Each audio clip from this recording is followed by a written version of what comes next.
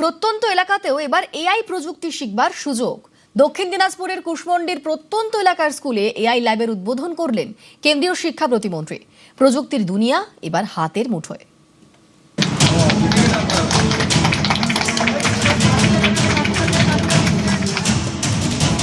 শিক্ষা স্তরকে সকল দিকে পরিপূর্ণ করে তুলতে হবে, গোড়া থেকেই বিজ্ঞান ধরাইয়া দেওয়া দরকার।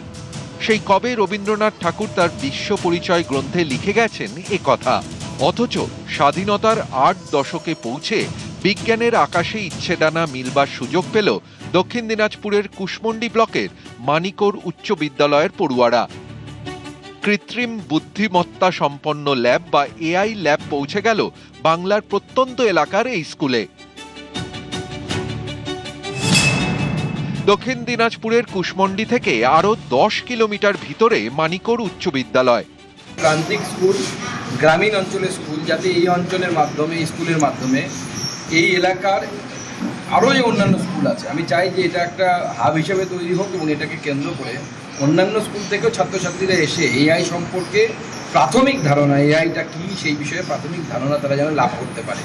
শহর থেকে অনেক দূরে স্কুল, সেখানে পৌঁছে গেছে এআই, কিন্তু যারা শেখাবেন তাদের এআই প্রশিক্ষণ কারা দেবেন?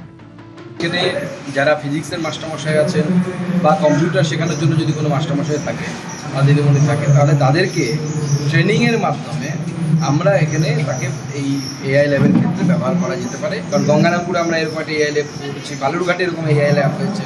তো সেখানে গিয়ে একবার যদি হাতে কলমে তারা প্রশিক্ষণ নিয়ে আসে 7-8 দিনের জন্য, তাহলে পরে আমার মনে হয় সেটা যথেষ্ট হবে। প্রযুক্তি সদা গতিশীল, তার সঙ্গে পাল্লা দিয়ে চলতে চলতি শিক্ষাবর্ষ থেকেই স্কুল পাঠ্যক্রমে এআই শিক্ষা দেওয়ার উদ্যোগ নেওয়া হয়েছে। তেমনি কৃত্রিম বুদ্ধিমত্তার কল্যাণে বদলে যাচ্ছে ক্লাসরুম। মা বাবারাও চান তাদের সন্তান যেন এভাবেই প্রগতির দিশায় এগিয়ে যেতে পারে। সেই উদ্যোগেরই ঝলক দেখা যাচ্ছে বাংলার এক প্রত্যন্ত এলাকার স্কুলে। অনেকেই বলছেন জগদীশচন্দ্র বসু, মেঘনাথ সাহা, সত্যেন্দ্রনাথ বসু, প্রফুল্লচন্দ্র রায়ের বাংলায় গত 5 দশক ধরে যেন দরজা জানলাটাই বন্ধ করে রাখা হয়েছিল।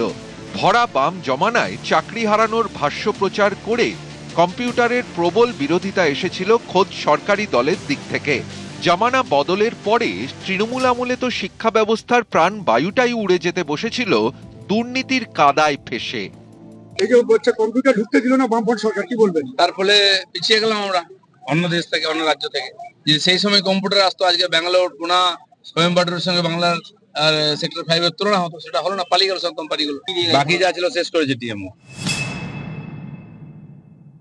এআই তো সেই সময় আবিষ্কার হয়নি, তা কি করবো, বামফ্রন্ট এআই বানাতো। এবার আপনি বলবেন মুঘলরা কেন চাঁদে রকেট পাঠায়নি?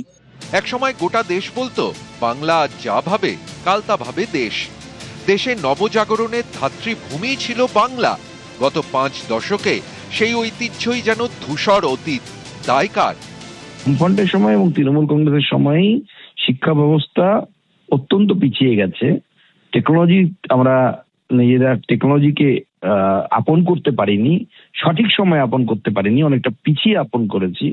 তো স্বাভাবিকভাবে সেই জায়গা থেকে পশ্চিমবঙ্গকে বের করে আনতে হবে। তার জন্য এই ধরনের নতুন নতুন অনেক উদ্যোগ দরকার। কম্পিউটারকে যেমন রোখা যায়নি, আটকানো যায়নি মোবাইল ফোন, ইন্টারনেটকে, তেমনি এআই এর সামনেও আর কোনো বাধা নেই। বাধা নেই প্রত্যন্ত এলাকার ছেলে মেয়েদের ইচ্ছে ডানা মেলে ধরার পথেও।